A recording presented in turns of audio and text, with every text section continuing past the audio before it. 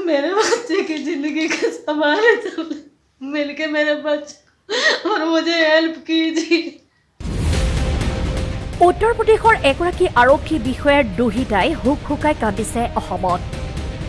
হোজাই জিলাৰ এজন যুৱকে প্ৰেম বিবাহ কৰিছিল যুৱতীগৰাকীৰ লগত। বিবাহৰ 17 বছৰৰ পাছত এগৰাকী 7 বছৰীয়া কন্যা সন্তানৰ সৈতে ঘৰৰ পৰা উলিয়াই দিয়ে মহিলাগৰাকীক। লংকাৰ পশ্চিম ডাবলংগাৰ আশ্ৰাফ আলী নামৰ যুৱকজনে 17 বছৰ পূৰ্বে বিবাহ কৰি নিজ ঘৰলৈ লৈ আহিছিল যুৱতীগৰাকীক।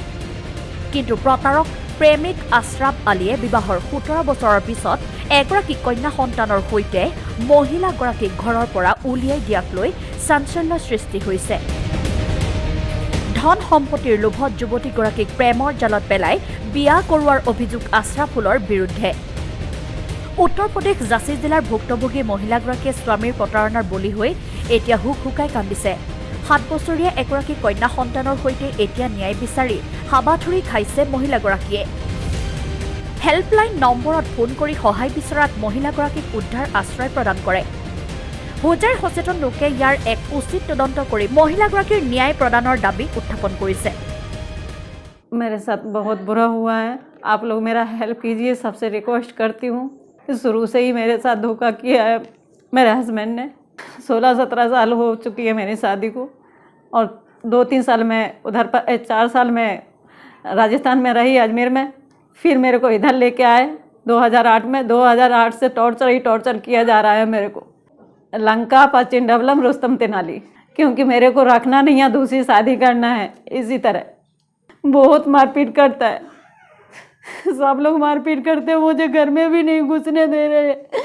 और पहले भी इसी तरह मैं किसी तरह मर जाऊं, जहर काले ऐसे ऐसे बोलते हैं और गंदा गंदा शब्द बोलते हैं। मैं सारे लोग मुझे मिलके मारते हैं, इसको अंदर मत घुसने दो, इसको अंदर मत घुसने दो।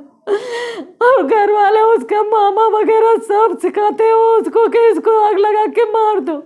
এই ছোৱালীজনীৰ বৰ কষ্ট চলি আছে, কাৰণ আমাৰ পশ্চিম ডাবলং গাঁৱত বিয়া হ'ল, উত্তৰ প্ৰদেশৰ ছোৱালী। ইয়াত মাৰপিট হ'ল, আজি 19 তাৰিখত মাৰপিট হৈ হেল্পলাইন অফিচত লৈ গৈছিল, থানাৰ পৰা হেল্পলাইন অফিচত দিছিল। দিয়াৰ পিছৰ পৰা মানে মই আনিছোঁ আজি 2 দিন হ'ল। তাত মই মোক ফোন কৰিছে, এই ছোৱালীজনী ফোন কৰি লৈ গৈছে। লৈ যোৱাৰ পিছত মই সুধিছোঁ কি হ'ল। হেল্পলাইন অফিচাৰে কৈছে আপুনি যদি জিম্মাত লৈ যায় আপোনাৰ জিম্মাত মই দি দিম। পিছত মই মোৰ জিম্মাত লৈ আহিছোঁ। যি আমি মানে লংকা তাৰাত গৈছিলোঁ কিবা এটা কামত। এজন মাইকী মানুহ তাত কান্দি আছে, মানে হিন্দীতে কথা পাতি আছে। তেতিয়া আমি সুধি আছিলোঁ কি হৈছে। তেতিয়া মাইকী মানুহজন ক'লে লক্ষবাদাৰ বালিকত ডাবলং, এই মাইকী মানুহজন মানে আজি 12-14 বছৰ আগত তাইৰ বিয়া হৈছিলে। তাৰ এই ছোৱালীজনৰ দেউতাই ল'ৰাটোক গাড়ীও দিছে, ইয়াত মাটি কিনি পেলাই ঘৰ বনাই দিছে। দিয়াৰ পিছত ইয়াৰ মুৰব্বীবিলাকে মাটি কিনি পেলাই ইয়াত কাগজ বনাই ইয়াত ঘৰ বনাই দিছে। এতিয়া এই মাইকীটো ঘৰৰ পৰা ওলাই দিছে। এই মাইকীটো ক'ত ক'ত ঘূৰি আছে, ক'ত এনজিঅ' এজনৰ আণ্ডাৰত আছিলে, তাৰ পৰা এজন পাব্লিকক সমজাইছে। আচ্ছা, এজন পুলিচ অফিচাৰৰ ছোৱালী, এইজনৰ দেউতা শুনা পাইছোঁ এতিয়া কিবা ইনস্পেক্টৰ আছিলে, ডাঙৰ পুলিচ অফিচাৰ আছিলে। কিন্তু এজন অফিচাৰৰ ছোৱালী আজি হোজাই এনে ঘূৰি আছে। আৰু তাৰ মুৰব্বীবিলাকক আমি কৈছোঁ যে তাক যিটো মাটি লৈ ইয়াত ঘৰ চৰ বনাই দিছে, তাৰ ঘৰটো তাক থাকিব দিয়ক, বিচাৰটো ভালদৰে কৰক। নহ'লে এই এটা মাইকী মানুহ, চবৰো ছোৱালী আছে, এই মাইকী মানুহটো এনেকুৱা ৰাস্তা ৰাস্তাই ঘূৰি আছে, এইবিলাক অলপ চাব লাগে।